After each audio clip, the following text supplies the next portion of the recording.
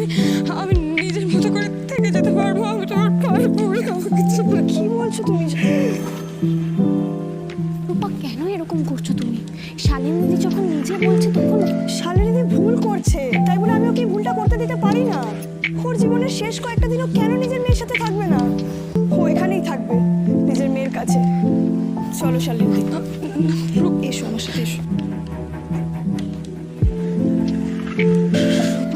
রূপা তুমি কিন্তু বাড়ির সবার বিরুদ্ধে যাচ্ছ। কি আছে? তুমি কোথাও যাবে না। আমার সাথে শালিনীর কিছু ছিল না। চুপ জয়, তুমি আমি এই বাড়িতে থাকবো না। আমি মায়ের সাথে গ্রামের বাড়িতে চলে যাবো। মা, চলো প্লিজ প্লিজ এ বাড়ি থেকে চলো চলো। সবকিছু ছেড়ে চলে যাবি? থাকতে হবে না। থাকবো? কিসের জন্য থাকবো মা?